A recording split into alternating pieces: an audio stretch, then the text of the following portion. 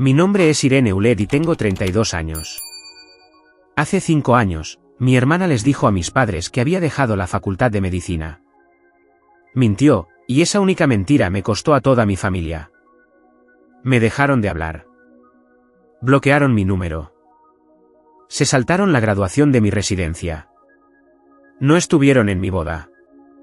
Durante 5 años, no fui la hija de nadie.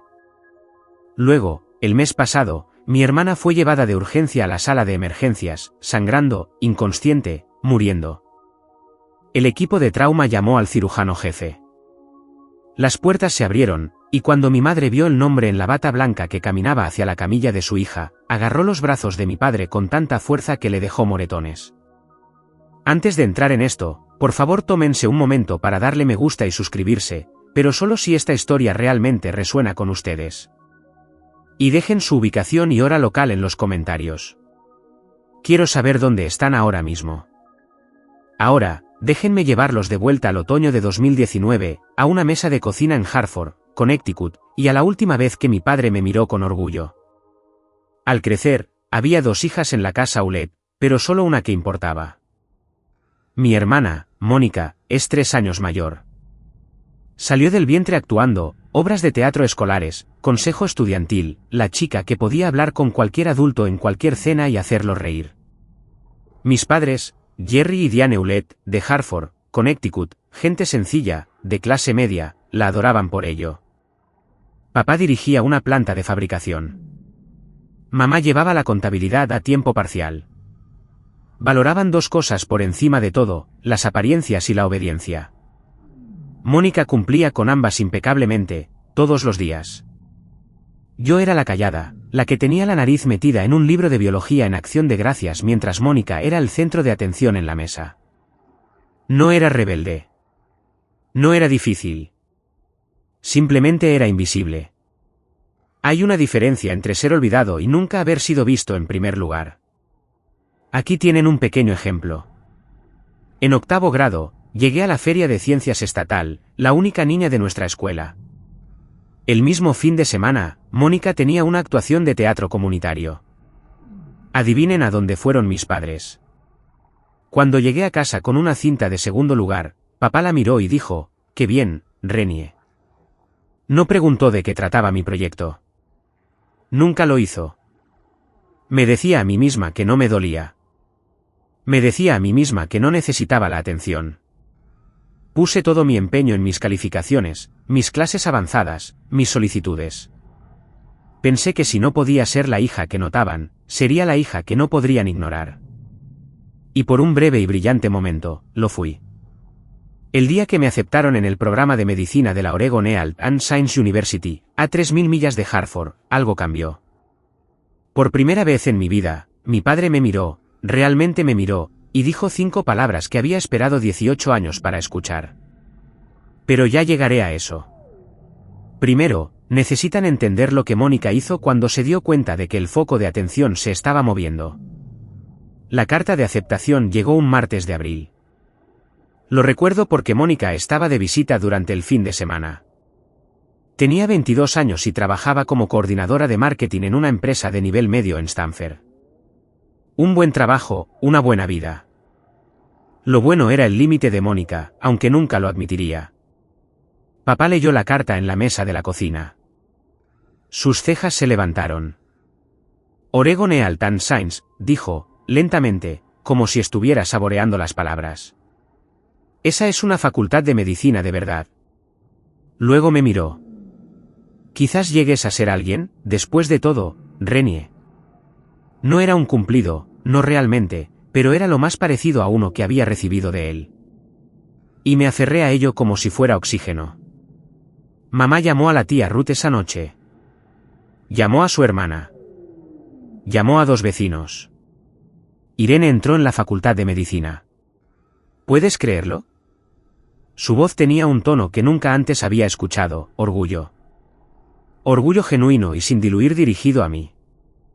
En la cena, miré a Mónica al otro lado de la mesa. Estaba sonriendo, pero era el tipo de sonrisa que se detiene en la boca. Sus ojos estaban haciendo algo completamente diferente, calculando, midiendo, recalibrando. Lo sé ahora. En ese momento, solo pensé que estaba cansada por el viaje. Esa semana, Mónica empezó a llamarme más, 2, 3 veces por semana. ¿Cómo va el empaque? ¿Quién es tu compañera de cuarto? ¿Cómo es Portland? Preguntaba por mi horario, mis compañeros, mis profesores. Recordaba cada nombre que mencionaba. Pensé que mi hermana finalmente me estaba viendo. Pensé que tal vez mi entrada en la facultad de medicina había desbloqueado algo entre nosotras, respeto, conexión, lo que sea que tengan las hermanas normales. Le estaba dando munición. Cada detalle, cada nombre, cada vulnerabilidad, y se lo entregué todo con una sonrisa agradecida. Tercer año de la facultad de medicina. Fue entonces cuando todo se rompió. Mi compañera de cuarto, mi mejor amiga, era una mujer llamada Sarah Michey. Había crecido en hogares de acogida, sin familia de la que hablar, y fue la única razón por la que sobreviví al primer año. Cuando llamé a casa una vez durante una brutal semana de exámenes de anatomía y mamá dijo, no puedo hablar, Renie, Mónica está teniendo un mal día en el trabajo, fue Sarah quien se sentó en el suelo de nuestro apartamento conmigo y dijo, ellos se lo pierden. Ahora levántate. Tenemos cadáveres que memorizar. A Sarah le diagnosticaron cáncer de páncreas en etapa 4 en agosto de mi tercer año. Sin familia, sin sistema de apoyo, solo yo. Fui a la oficina del decano a la mañana siguiente y le expliqué la situación. Aprobó un permiso de ausencia formal, un semestre, estatus de cuidadora, papeleo presentado, puesto reservado. Regresaría en enero. Todo estaba documentado, todo era legítimo. Me mudé a la habitación de invitados en el apartamento de Sarah, la llevé a la quimioterapia, le sostuve la mano en la sala de oncología a las 3 de la mañana cuando el dolor era tan fuerte que no podía respirar. Llamé a Mónica para contárselo. No sé por qué. Quizás todavía creía que era la hermana que había estado fingiendo ser. Le hablé de Sarah, del permiso, del plan de volver en primavera. La voz de Mónica era almíbar. Oh, Dios mío, Renie, lo siento mucho. Tómate todo el tiempo que necesites. No le diré una palabra a mamá y papá. Sé que solo se preocuparían. 3 días después, llamó a nuestros padres. No sé las palabras exactas que usó esa noche. No descubriría el alcance total de su mentira hasta 5 años después, cuando se desmoronó en el único lugar que ninguno de nosotros esperaba. Pero el daño fue instantáneo. La llamada llegó a las 11 de la noche. Estaba sentada en una silla de plástico junto a la cama de hospital de Sarah. Había tenido una mala reacción a la última ronda de quimioterapia y la habían ingresado durante la noche. Mi teléfono se iluminó. Papá. Tu hermana nos lo contó todo. Su voz era plana, ártica. Lo de dejar los estudios, el novio, todo. Papá, eso no es. No lo hagas. Mónica nos mostró los mensajes. Nos mostró pruebas. Presioné mi mano contra la pared para estabilizarme. ¿Qué mensajes? ¿Qué pruebas? Papá, estoy sentada en un hospital ahora mismo. Estoy cuidando a mi amiga. Mónica dijo que dirías exactamente eso. Una pausa. Dijo que tendrías una historia preparada. Mi madre se puso al teléfono. Su voz temblaba. ¿Cómo pudiste mentirnos durante todo un año, Irene? Mamá, por favor escúchame. Presenté un permiso de ausencia. Puedo mostrarte el papeleo. Puedo darte el número del decano. Suficiente, dijo papá de nuevo. No llames a esta casa hasta que estés lista para decir la verdad. Ya has avergonzado a esta familia lo suficiente. La línea se cortó. Me senté en el suelo de ese hospital durante 20 minutos. El monitor de la vía intravenosa de Sarah pitaba al otro lado de la cortina. La pantalla de mi teléfono todavía mostraba la duración de la llamada, 4 minutos y 12 segundos. Ese fue el tiempo que tardaron mis padres en borrarme. 20 minutos después, un mensaje de texto de Mónica, lo siento, Renie. Tenía que decírselo. No podía guardar más tu secreto. No lo sentía. Acababa de ejecutar el golpe más preciso de su vida, y lo había hecho con un emoji de corazón roto como firma. Estaba a 3.000 millas de Hartford. Tenía $46 en mi cuenta corriente, y acababa de convertirme en la hija de nadie. Lo intenté. Necesito que sepan eso. Intenté todo lo que pude desde 3.000 millas de distancia sin dinero y con una amiga moribunda en la habitación de al lado. Durante los siguientes 5 días, llamé a mis padres 14 veces. Las 3 primeras fueron al buzón de voz. Para la cuarta, el número de papá estaba bloqueado. Mamá me bloqueó 2 días después. Envié 2 correos electrónicos, uno corto y uno largo. El largo tenía adjunto mi papeleo del permiso de ausencia como un PDF. Incluí el número de teléfono directo del decano. Incluí el nombre del oncólogo de Sara. Les di cada pieza de evidencia que una persona razonable necesitaría. Ninguno de los correos electrónicos recibió respuesta. Escribí una carta a mano, la envié por correo prioritario desde Portland. 5 días después, regresó, devuelto al remitente, sin abrir. Reconocí la letra de mi madre en el sobre. Llamé a la tía Ruth, la hermana menor de papá, la única persona en nuestra familia que alguna vez me había tratado como si importara por igual. Ruth llamó a papá esa misma tarde. Lo sé porque me devolvió la llamada 40 minutos después, con la voz pesada. Me dijo que me mantuviera al margen, cariño. Dijo, ¿has hecho tu cama? Ruth intentó hablarle sobre el permiso de ausencia. Papá le colgó. 5 días, 14 llamadas, 2 correos electrónicos, una carta, un intermediario. Todo. Cada intento rechazado, bloqueado o devuelto. Y esto es lo que lo selló, esto no era nuevo. Este era el patrón de toda mi vida, comprimido en su forma más brutal. Cada feria de ciencias que se saltaron, cada recital que olvidaron, cada vez que la versión de los hechos de Mónica era aceptada sin cuestionar mientras que la mía era desestimada, esto era solo la iteración final y más ruidosa. Al 6.º día, dejé de llamar. No porque me rindiera, sino porque me di cuenta de que ellos habían elegido hace mucho tiempo. Mónica solo les dio permiso para dejar de fingir. Sara murió un domingo por la mañana en diciembre. En silencio. Solo el pitido del monitor volviéndose plano y la pálida luz de invierno a través de la ventana del hospicio. Yo era la única en la habitación. Nadie de mi familia llamó. Nadie lo sabía. La única persona a la que se lo había contado, Mónica, estaba demasiado ocupada atendiendo la mentira que había plantado como para preocuparse de que la razón de mi permiso de ausencia acabara de dejar de respirar. Organicé un pequeño funeral. Vinieron 6 personas. La antigua hermana de acogida de Sara condujo desde Eugene. Un par de compañeros de clase, una enfermera de la sala de oncología que le había tomado cariño. Me paré al frente de una capilla que podía albergar a 60 personas y leí un panegírico ante filas de bancos vacíos. No lloré. No porque no estuviera rota, sino porque había estado llorando durante 3 meses seguidos, y no quedaba nada. Esa noche, me senté sola en el apartamento de Sara, nuestro apartamento. Su taza de café todavía estaba en el mostrador, su chaqueta todavía colgaba junto a la puerta. Abrí mi portátil y me quedé mirando la solicitud para volver a inscribirme en el semestre de primavera. Luego lo encontré, metido dentro de la copia de Sara de la anatomía de Gray, nuestra broma recurrente. Había marcado el capítulo sobre el páncreas con una nota adhesiva amarilla que decía, grosero. Era una tarjeta. Su letra, temblorosa pero deliberada, termina lo que empezaste, Irene. Conviértete en la doctora que sé que eres. Y no te atrevas a dejar que nadie, especialmente tu propia sangre, te diga quién eres. Lo había escrito semanas antes de morir. Sabía que no estaría allí cuando necesitara el empujón. Cerré el portátil, lo abrí de nuevo y llené el formulario de reinscripción. 2 opciones, desmoronarme o escalar. Elegí escalar. No por mis padres, no por venganza.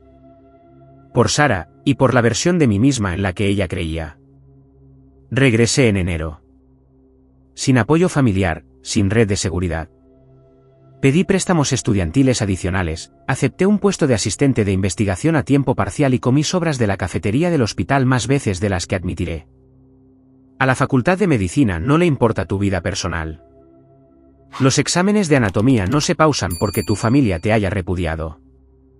Las rotaciones clínicas de 12 horas no se acortan porque lloraste en el armario de suministros a las 2 de la mañana. Así que dejé de llorar y empecé a trabajar. Trabajé como si mi vida dependiera de ello porque, en cierto modo, así era. Me gradué a tiempo. Nadie de Hartford vino. Conseguí una residencia en cirugía en el Merciless Medical Center, de vuelta en la costa este, un centro de trauma de nivel 1, uno de los más concurridos de Connecticut. Allí conocí a la doctora Margaret Thornton.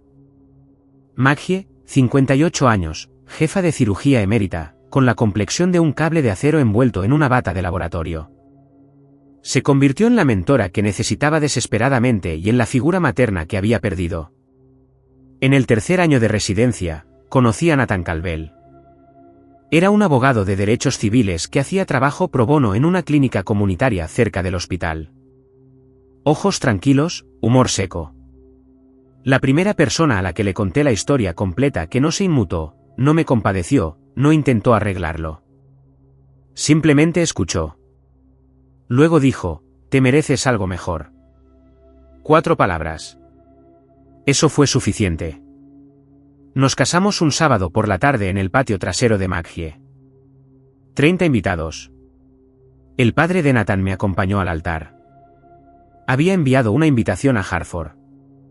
Volvió de la misma manera que mi carta, sin abrir. La tía Ruth estuvo allí, sin embargo. Lloró lo suficiente por 2 padres. Después de la ceremonia, Maggie me entregó un sobre cerrado.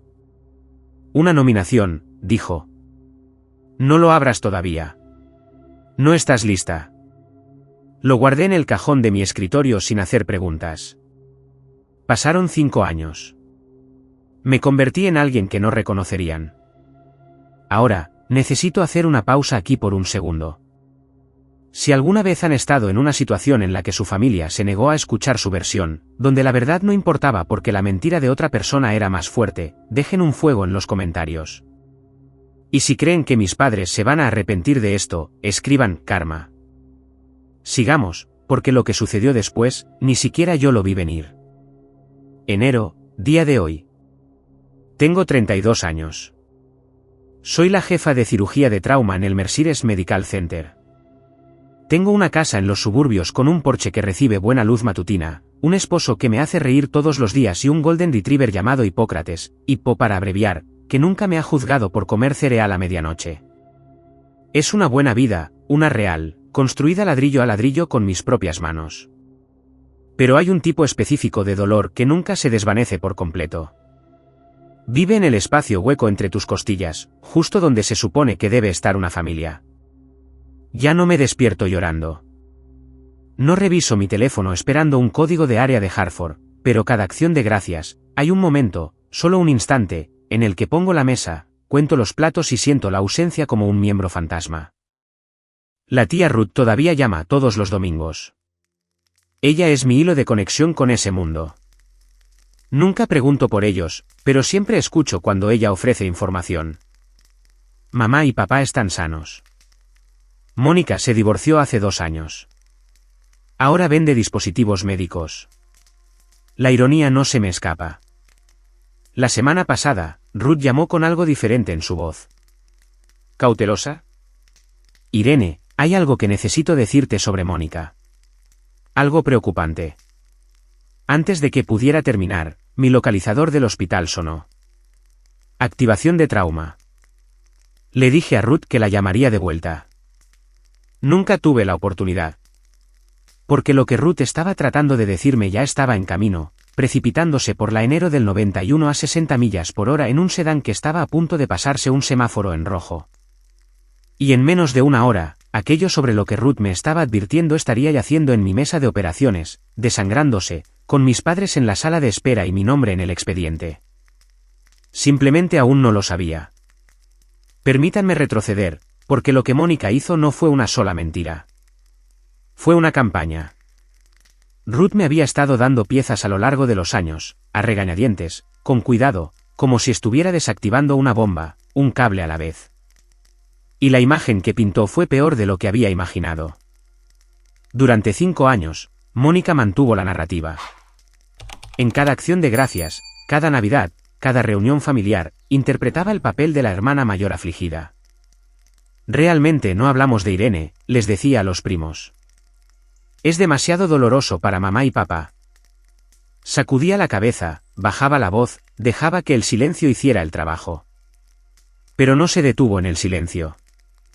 Añadió detalles. Le dijo a nuestra abuela que yo no tenía hogar. Le dijo a la esposa del tío Pete que había escuchado de amigos en común que yo entraba y salía de rehabilitación. Le dijo a nuestra madre en la víspera de Navidad de hace 2 años que había intentado contactarme y yo me había negado, que yo era la que los había apartado. Le dio la vuelta a toda la historia. Dijo en acción de gracias, me contó Ruth una vez, con la voz tensa de furia, le he rogado a Irene que vuelva a casa. Ni siquiera contesta mis llamadas. Creo que nos odia. Mientras tanto, yo estaba a 3 pisos de profundidad en un quirófano salvando la vida de un adolescente. Lo genial de todo, y uso esa palabra con asco, fue que Mónica no necesitaba que mis padres me olvidaran. Necesitaba que creyeran que yo los había abandonado. De esa manera, su dolor se convertía en prueba.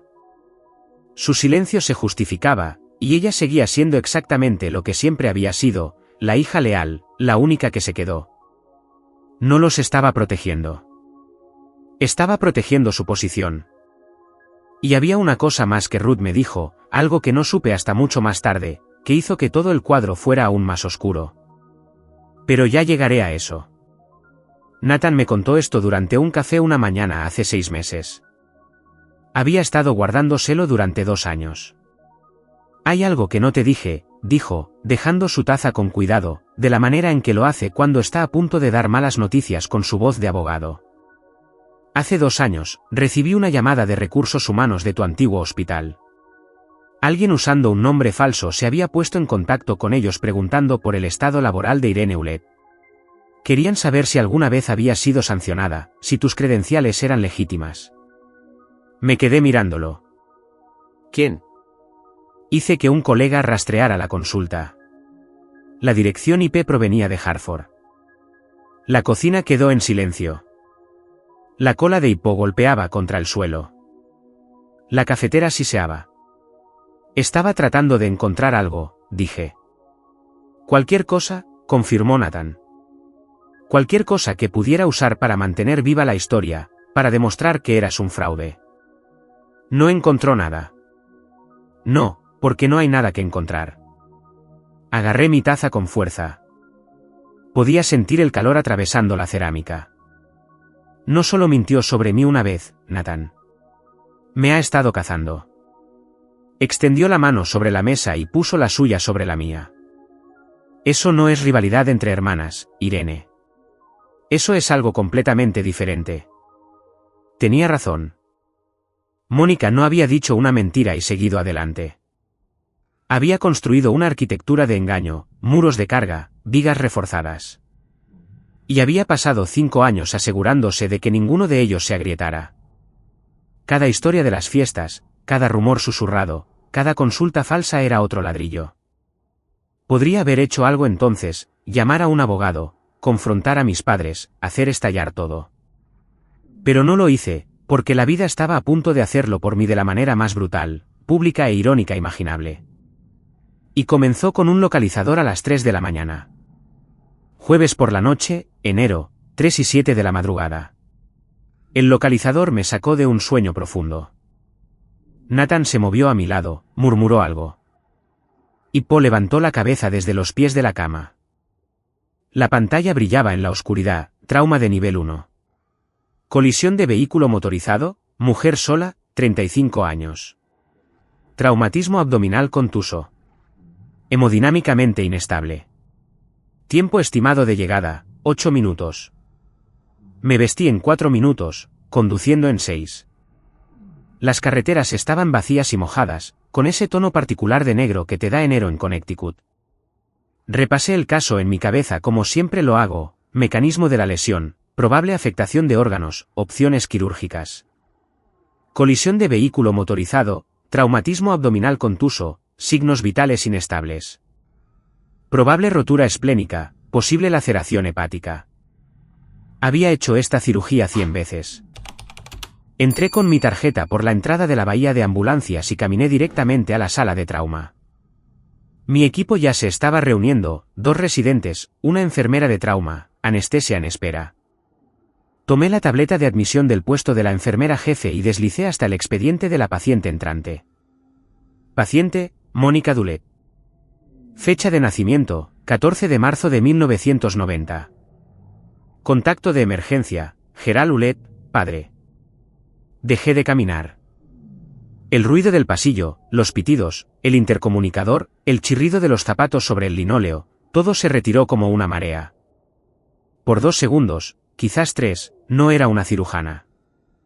Era una joven de 26 años sentada en el suelo de un hospital en Portland, con el teléfono aún caliente en la mano, escuchando un tono de llamada. Doctora Ulet. Mi enfermera jefe, Linda, apareció a mi lado. ¿Está bien?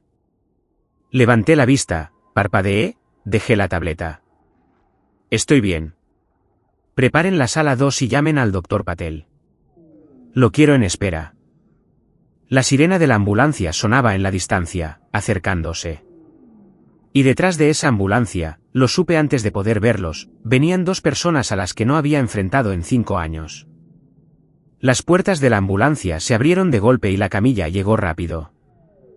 Mónica estaba atada, inconsciente, la máscara de oxígeno empañándose con respiraciones superficiales, sangre en su camisa, una mano colgando inerte del costado de la barandilla. Los paramédicos recitaron números, presión arterial bajando, ritmo cardíaco subiendo, 2 vías intravenosas de gran calibre corriendo a toda velocidad. Detrás de ellos, corriendo, venían mis padres. Mi madre parecía haber envejecido una década, el pelo más ralo, el rostro demacrado. Llevaba un albornoz, las zapatillas en los pies equivocados. Mi padre llevaba una camisa de franela y vaqueros, puestos con pánico.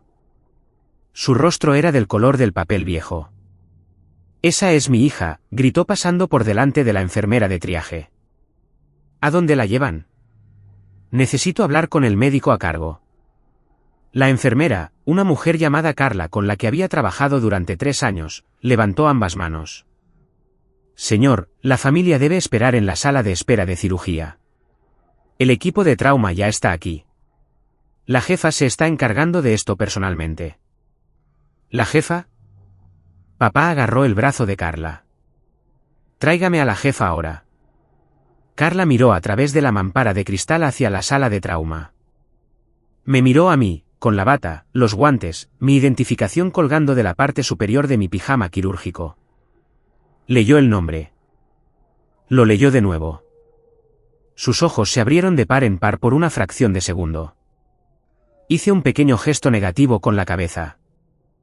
«Ahora no». Carla se recompuso. «Señor, la jefa se está preparando para la cirugía. Se le informará tan pronto como sea posible. Por favor, la sala de espera está por aquí». Mis padres fueron conducidos por el pasillo. Mamá susurraba oraciones, las manos entrelazadas con tanta fuerza que sus nudillos estaban blancos. Papá seguía volviéndose, mirando por cada ventana que pasaba. «Es todo lo que tenemos», dijo a nadie en particular. «Por favor, es todo lo que tenemos». Lo oí a través del cristal de la mampara. Cada palabra. «Es todo lo que tenemos». Como si yo nunca hubiera existido. Entré sola en la sala de lavado quirúrgico. 30 segundos. Eso fue todo lo que me permití.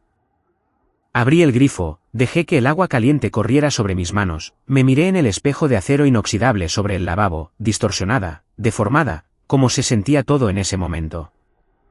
Gorro quirúrgico puesto, identificación visible. El rostro de una mujer que había sido extirpada quirúrgicamente de su propio árbol genealógico, a la que ahora se le pedía que salvara quirúrgicamente a la mujer que sostenía la sierra. Parte de mí quería salir, llamar a Patel, dejar que alguien más se encargara de esto. Dejar que mis padres le debieran la vida de su hija a un extraño, no a mí. Eso sería más limpio, más simple. Pero había una mujer en esa mesa con un bazo roto y lo que parecía una laceración hepática de grado 3. Estaba perdiendo sangre más rápido de lo que podíamos reponerla. Iba a morir en los próximos 30 o 40 minutos si la mejor cirujana de este edificio no operaba. Y la mejor cirujana de este edificio era yo. Llamé a Patel directamente. Tengo un conflicto de intereses. La paciente es un miembro de la familia. Lo estoy revelando ahora y documentando en el expediente. Si en algún momento mi juicio se ve comprometido, tú tomas el mando. Sin hacer preguntas. La voz de Patel era firme. ¿Entendido, jefa? Le dije a Linda que anotara la revelación en el registro de enfermería. Todo según las reglas, todo en papel. Luego me puse guantes nuevos, entré por las puertas del quirófano y miré la mesa. El rostro de mi hermana, todavía magullado, la máscara de oxígeno empañándose y aclarándose. Parecía más pequeña de lo que recordaba, más delgada. Había líneas de preocupación alrededor de sus ojos que no estaban allí hace 5 años. Durante 3 segundos, no era la mujer que destruyó mi vida. Era un cuerpo en mi mesa. Y así era exactamente como necesitaba que fuera. Vamos. Bisturí. 3 horas y 40 minutos. Eso es lo que tardé en reconstruir lo que la columna de dirección y el semáforo en rojo habían destrozado. Bazo roto, lo estirpamos. Laceración hepática de grado 3, la reparamos con suturas de precisión, capa por capa minuciosa. Hemorragia interna de 2 vasos mesentéricos separados, pinzados, cauterizados, controlados. No hablé a menos que fuera necesario. Succión. Pinza. Compresa. Retractor. Mis manos se movieron como han sido entrenadas para moverse, firmes, deliberadas, rápidas cuando la velocidad importaba, y lentas cuando la precisión importaba más. Los residentes observaban. Siempre observan durante mis casos, y pude sentir que su atención se agudizaba cuando la reparación del hígado se complicó. No vacilé. No podía permitírmelo. A las 6:48 de la mañana, coloqué el último punto de sutura de cierre. Los signos vitales de Mónica estaban estables. Presión arterial normalizada, diuresis clara. Estaba viva. El doctor Patel, que había estado de pie en silencio en la esquina todo el tiempo, se bajó la mascarilla. Irene, dijo en voz baja, eso fue impecable. ¿Quieres que hable con la familia? Me quité los guantes, los dejé caer en el contenedor, me lavé las manos. Automático, metódico, de la misma manera que lo había hecho 10,000 veces antes. No, dije. Esta me toca a mí. Volví a ver mi reflejo en el espejo de la sala de lavado quirúrgico. La misma cara, la misma identificación, pero algo había cambiado. Durante 5 años, había sido la hija que desapareció. Ahora, era la cirujana que acababa de sacar a su hermana del borde de la muerte.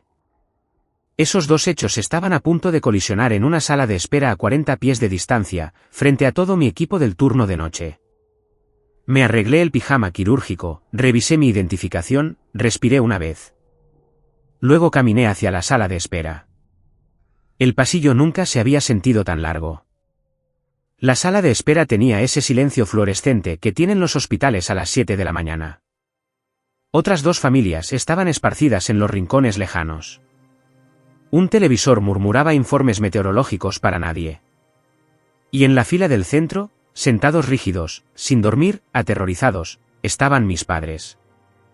Entré por las puertas dobles, todavía con mi pijama quirúrgico, la mascarilla bajada alrededor de mi cuello, el gorro quirúrgico ya quitado, el pelo recogido.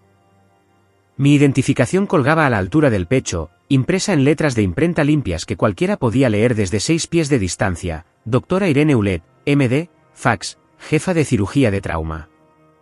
Papá se levantó primero. Siempre se levantaba primero. Era un reflejo, la necesidad de estar a cargo. Doctora, ¿cómo está? ¿Está Mónica? Se detuvo. Sus ojos habían bajado a mi identificación, luego subido a mi cara, y luego bajado a la identificación de nuevo. Vi el reconocimiento moverse a través de él como algo físico, un temblor que comenzó en sus manos y subió hasta su mandíbula. Mamá levantó la vista medio segundo después. Sus labios se separaron. No salió ningún sonido. Su mano derecha se disparó hacia el antebrazo de papá y se aferró, los dedos clavándose en la franela de su manga con una fuerza que luego supe que dejó 4 moretones con forma de yemas de dedos. 5 segundos de silencio. 5 segundos que contuvieron 5 años. Hablé primero, tranquila, clínica, con la misma voz que uso para dirigirme a todas las familias en esta sala. Señor y señora Aulet, soy la doctora Aulet, jefa de cirugía de trauma. Su hija, Mónica, sufrió una rotura de bazo y una laceración hepática de grado 3 en el accidente. La cirugía fue un éxito. Está estable y actualmente en la UCI. Podrán verla en aproximadamente 1 hora. Señor y señora. No mamá y papá. Vi cómo eso impactaba. Vi cómo cortaba. Detrás de mí, a través de la mampara de cristal, Linda y 2 enfermeras observaban. Lo sabían, por la expresión de sus caras. Ya lo habían deducido. Mi madre se movió primero. Dio un paso hacia mí, levantando los brazos, un sollozo ya rompiendo en su pecho. Irene. Oh, Dios mío. Oh, Dios mío, Irene.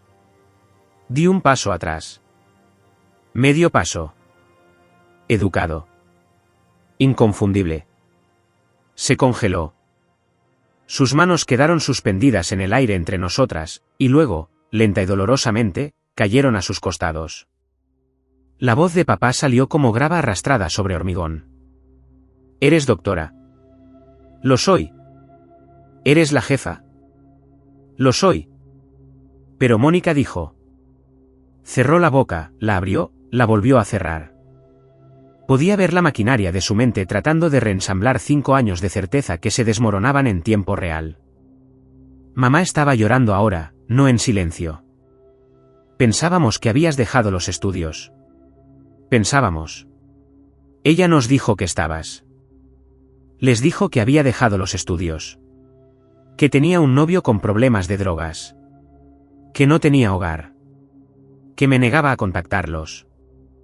Mantuve mi voz nivelada. Sin temblor. Sin lágrimas. Había ensayado este momento 1000 veces, en la ducha, en el coche, en la oscuridad antes de dormir. Nunca pensé que sucedería con pijamas quirúrgicos bajo luces fluorescentes.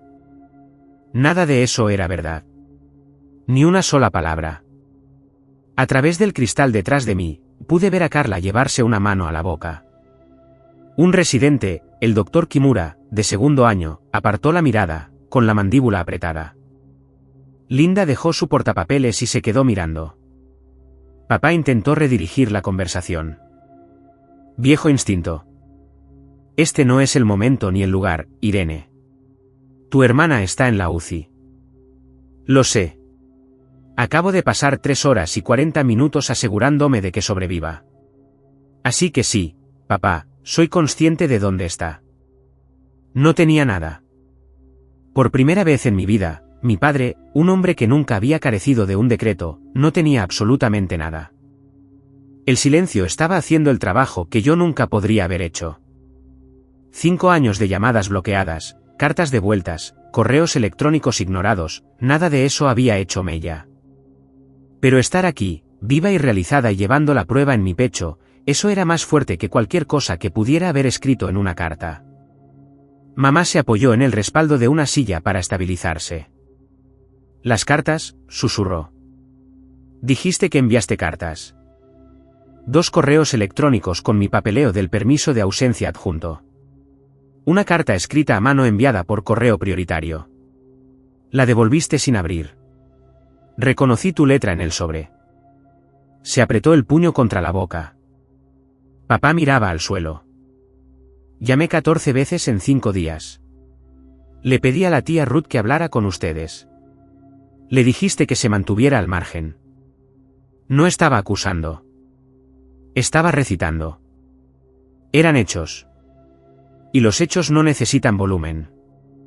Entonces Linda apareció en la puerta.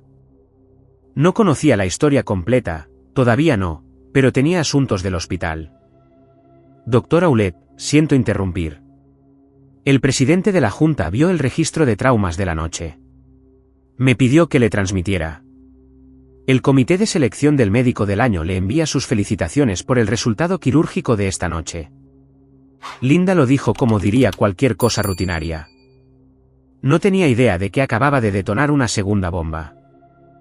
Mamá me miró, con los ojos hinchados, el rímel corrido, todavía con el albornoz puesto. ¿Médico del año? Es un reconocimiento interno. No es nada. Me volví hacia Linda. Gracias. Necesito revisar los signos vitales postoperatorios. Con permiso. Caminé hacia el pasillo de la UCI, con pasos medidos, la espalda recta. No miré hacia atrás, pero oí la voz de mi madre detrás de mí, pequeña y destrozada. Jerry, ¿qué hemos hecho? Y oí algo que nunca antes había oído. A mi padre sin decir nada. Porque el silencio, por primera vez, era lo único honesto que le quedaba. 4 horas después, UCI, habitación 6. El monitor pitando rítmicamente, la luz de la mañana entrando por las persianas. Entré para la evaluación postoperatoria estándar. Signos vitales, salida del drenaje, revisión de la herida. ¿Rutina? Excepto que nada de esto era rutinario. Los ojos de Mónica estaban abiertos, vidriosos, desenfocados por la anestesia, pero abiertos. Parpadeó hacia el techo, parpadeó hacia el portasueros. Luego su mirada se desvió hacia mí. Entrecerró los ojos. Leyó mi identificación. La leyó de nuevo. El color se le fue del rostro de una manera que he visto antes, pero solo en pacientes a los que les acaban de decir que su pronóstico es malo. ¿Irene?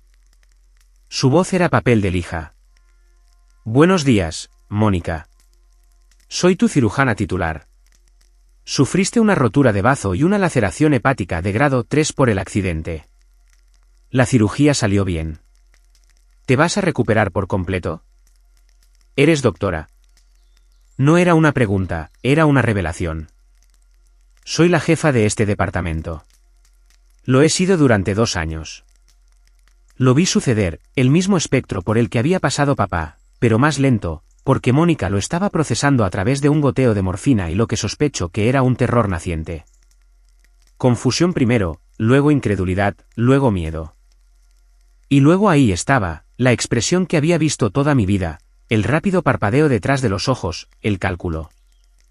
Incluso ahora, acostada en una cama de hospital con mis suturas sosteniendo su hígado, Mónica estaba tratando de averiguar cómo darle la vuelta a esto. Irene, escucha, puedo explicar. No necesitas explicarme nada a mí. Asentí hacia la puerta de cristal donde 2 figuras estaban de pie en el pasillo observando, con los rostros destrozados, los ojos rojos. Necesitas explicárselo a ellos. Actualicé su expediente, revisé el drenaje y me fui sin decir otra palabra. No me quedé para escuchar lo que sucedió después, pero todo el piso de la UCI lo escuchó. La habitación de Mónica no estaba insonorizada, y tampoco lo estaba la verdad. Bien, tengo que parar aquí por un segundo. ¿Qué creen que Mónica les dijo a mis padres cuando entraron en esa habitación de la UCI? Opción A, finalmente dice la verdad. Opción B, insiste en la mentira. Opción C, se hace la víctima de nuevo.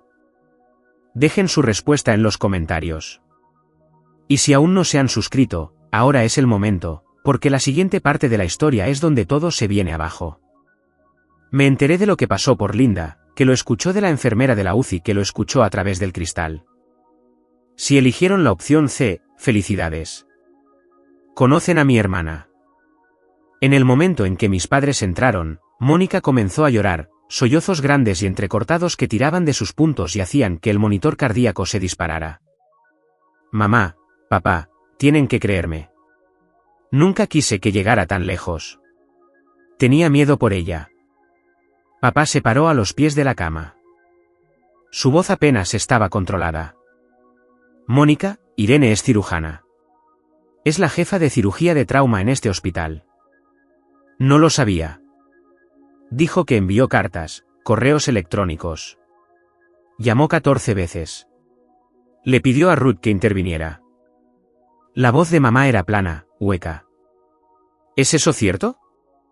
Está exagerando. ¿Sabes cómo es ella? Ruth trató de decírnoslo, dijo papá de nuevo, y esta vez su voz se quebró, no por tristeza, sino por el fallo estructural de todo lo que había creído durante 5 años. Hace 2 años, Ruth llamó y dijo que Irene estaba en la residencia, que era cirujana. Nos dijiste que Ruth mentía, que solo estaba tratando de causar drama. Ruth no sabe toda la historia. ¿Cuál es la historia completa, Mónica? Mamá, gritando en una UCI. La enfermera en el puesto de afuera se estremeció. 2 habitaciones más allá, el visitante de un paciente levantó la vista de su teléfono. Y Mónica, acorralada, con vías intravenosas en ambos brazos, mis suturas en su abdomen, hizo lo que siempre hace. Pasó de la defensa al ataque. Bien, es doctora. Bien por ella. Pero abandonó a esta familia. Nunca llamó. Porque bloqueamos su número, Mónica, la mano de papá estaba en la barandilla de la cama, los nudillos blancos. Porque tú nos dijiste que lo hiciéramos. El monitor cardíaco pitó. La vía intravenosa goteó. Y Mónica, quizás por primera vez en su vida adulta, no tenía guión. La tía Ruth entró en la UCI a las 9:45 de esa mañana. La había llamado desde la sala de lavado quirúrgico después de la cirugía, no para convocarla como un arma, sino porque Mónica también era su sobrina, y Ruth merecía saberlo. Pero Ruth vino preparada. 5 años de silencio le hacen eso a una mujer con un sistema de archivo y una larga memoria. No se sentó, no abrazó a nadie. Se paró en medio de esa habitación y dijo, he estado esperando 5 años para tener esta conversación, y no voy a esperar ni un minuto más. Sacó su teléfono, abrió una carpeta que había etiquetado, me enteré más tarde, pruebas de Irene. Dentro, capturas de pantalla de cada correo electrónico que les había enviado a mis padres en esos primeros días desesperados. El PDF de mi permiso de ausencia de la OSU, firmado por el decano, sellado con el sello de la secretaría. Mi confirmación de reinscripción. Una foto de la graduación de mi residencia, yo con un birrete sosteniendo el diploma, la tía Ruth a mi lado, el único miembro de la familia en la foto. Extendió el teléfono. Mamá lo tomó con manos temblorosas. Y aquí, dijo Ruth, deslizando a una conversación de mensajes de texto. Esto es de Mónica, me lo envió hace 4 años. Lo leyó en voz alta, no le digas a mamá y papá sobre la residencia de Irene. Solo los confundirá. Finalmente están en paz. La habitación quedó en silencio. Mónica miraba al techo.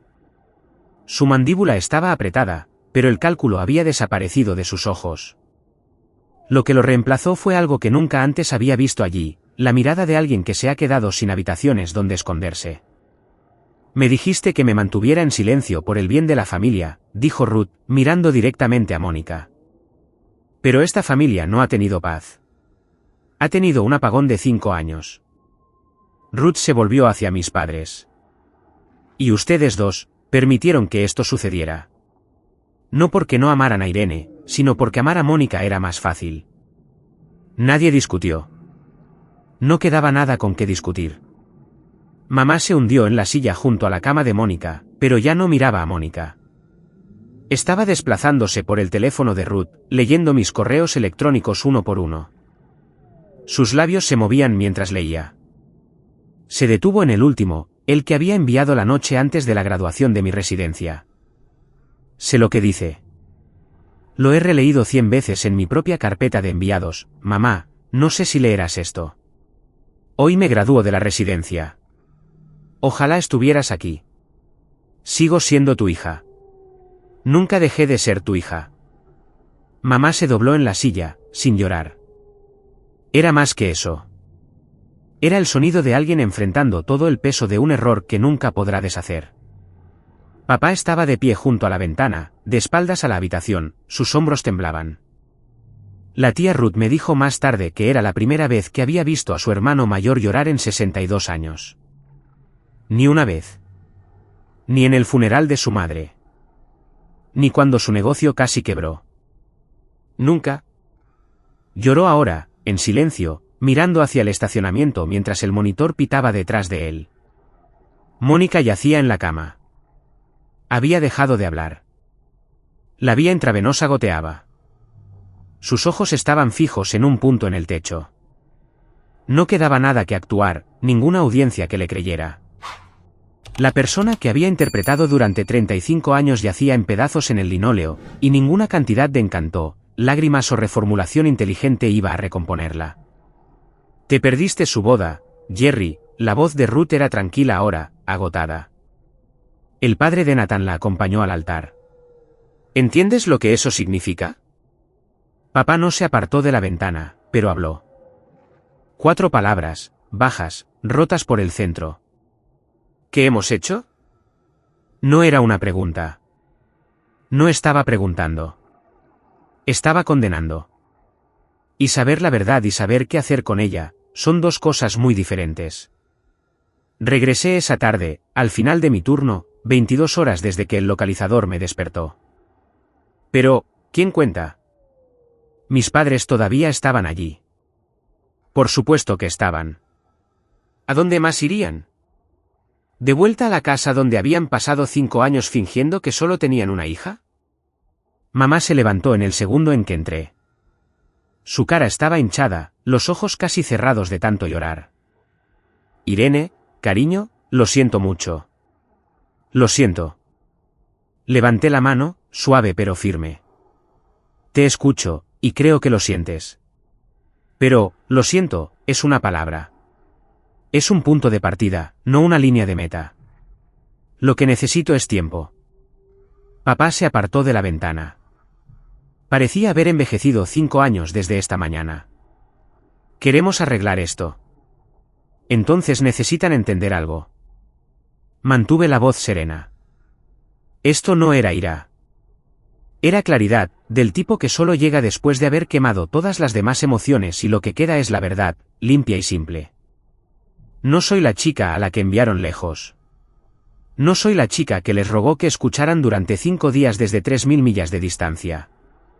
Soy alguien que construyó una vida entera, sin ustedes. Y si quieren ser parte de ella ahora, será en mis términos. No en los de Mónica, no en los suyos. ¿En los míos? Papá abrió la boca. Viejo reflejo. Luego la cerró y asintió. Un asentimiento pequeño y devastado. Miré a Mónica en la cama. Sus ojos estaban abiertos, observándome.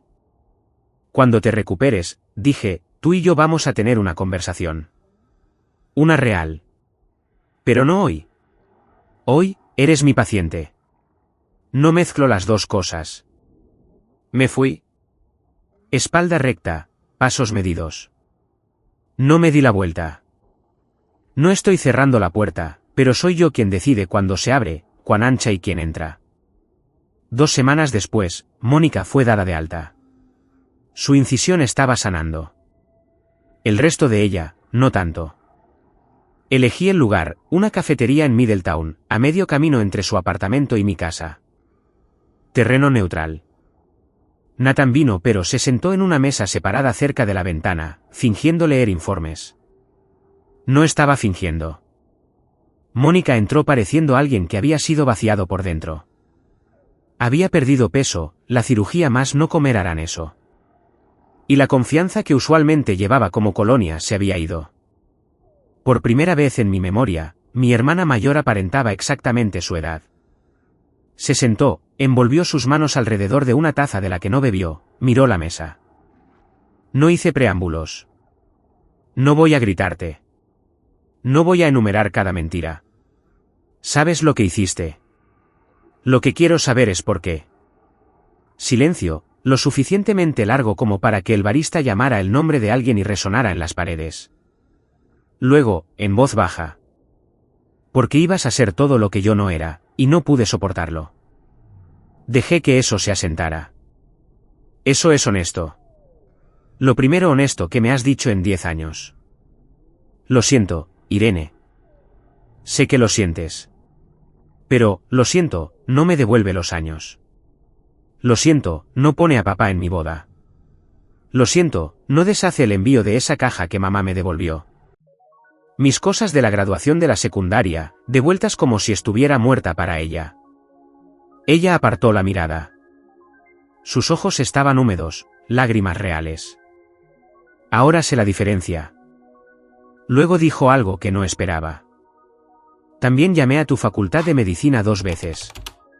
Intenté que revocaran tu permiso de ausencia. Les dije que habías fabricado los documentos de cuidadora. La cafetería zumbaba a nuestro alrededor. Me quedé mirándola. Tu decano no me escuchó. Te protegió. No me protegió, Mónica. Creyó la verdad. No es lo mismo. Me recliné en mi silla, respiré hondo. Esta era la parte que había planeado la noche anterior, sentada en el suelo de la cocina con la cabeza de hipo en mi regazo mientras Nathan la revisaba conmigo como un alegato final. No te voy a sacar de mi vida, dije. Pero voy a poner condiciones. Mónica asintió, pequeña, derrotada. Dirás la verdad, toda la verdad, a cada miembro de la familia al que le mentiste. Cada tía, cada tío, cada primo que pasó 5 años pensando que estaba en rehabilitación o viviendo en la calle. Corregirás cada una de las historias. Lo haré. Y lo harás por escrito.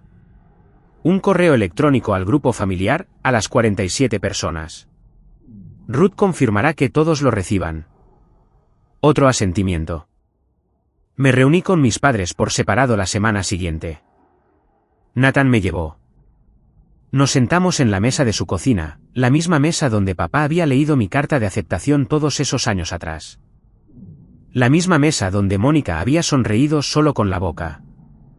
Estoy abierta a reconstruir, dije. Pero necesito que vayan a terapia familiar, ambos. No por mí, por ustedes mismos. Necesitan entender por qué creyeron una mentira sobre su propia hija y nunca levantaron el teléfono para verificar. La mandíbula de papá se tensó. No hacemos eso en esta familia. Exactamente por eso estamos aquí, papá. Mamá puso su mano en el brazo de él suavemente. Jerry, por favor. Él la miró, me miró a mí.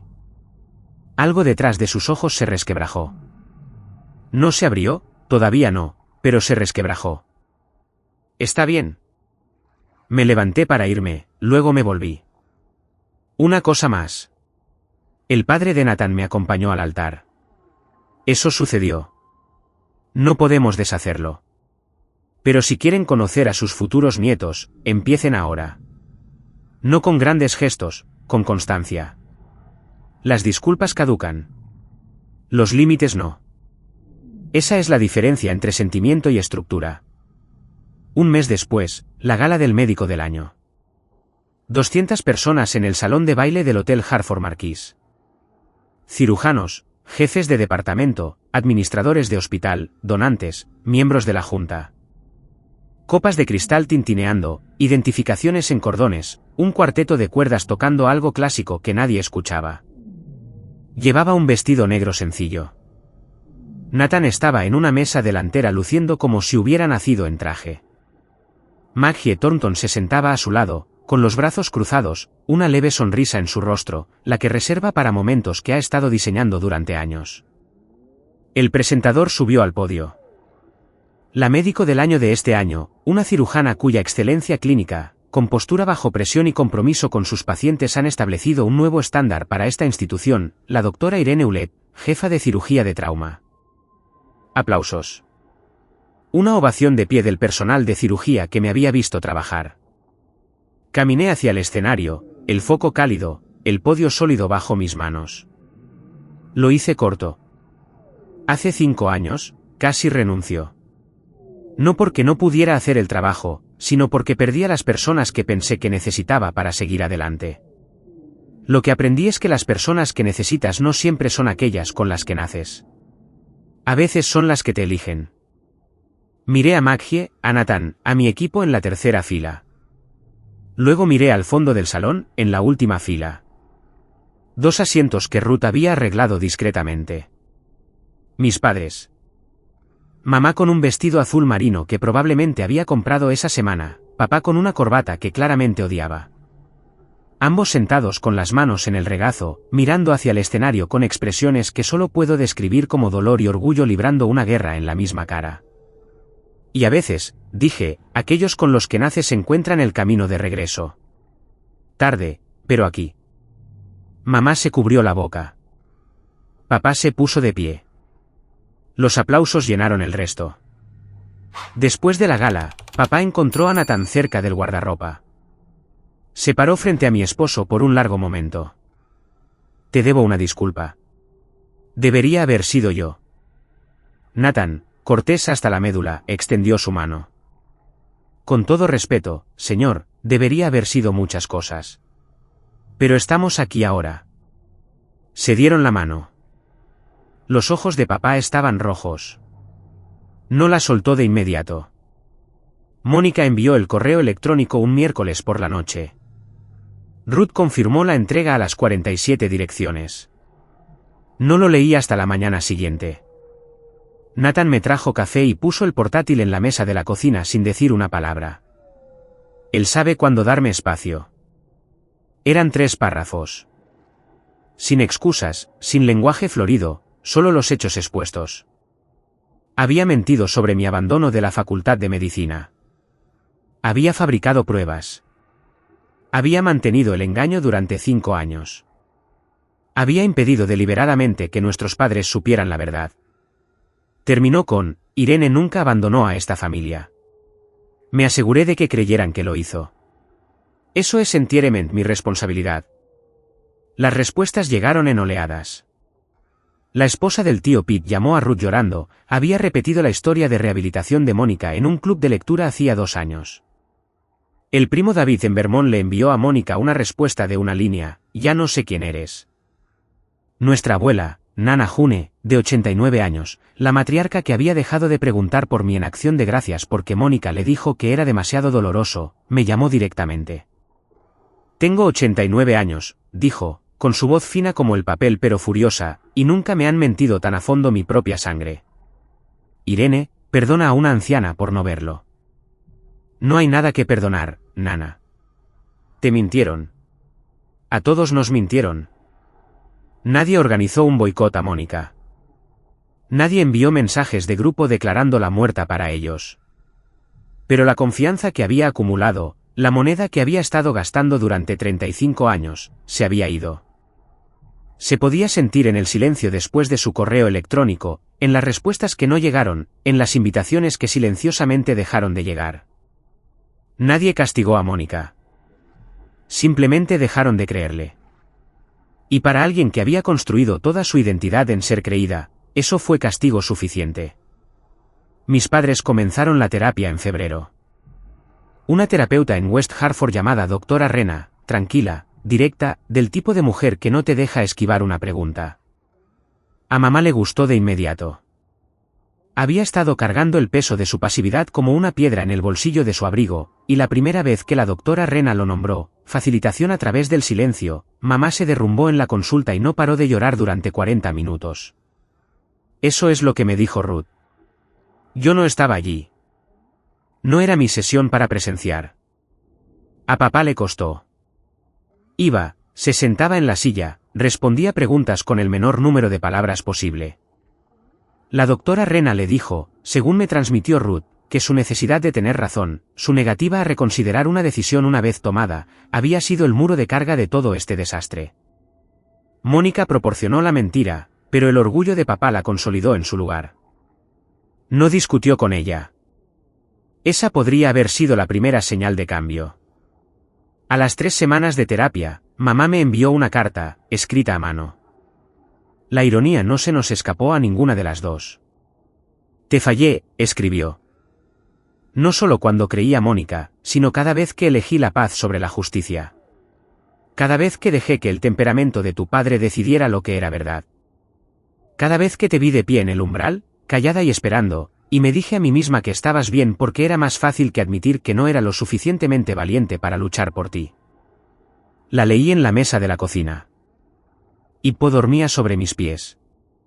Nathan estaba en la habitación de al lado fingiendo no escuchar. No lloré, pero sostuve esa carta durante mucho tiempo. Luego abrí el cajón donde guardo las cosas que importan, la tarjeta de Sara, mis cartas devueltas, la invitación de boda que volvió sin abrir. Y la coloqué dentro. Mismo cajón, lado diferente. El progreso no siempre es dramático. A veces es solo reorganizar lo que llevas. Mónica también empezó terapia, la suya, separada de las sesiones familiares.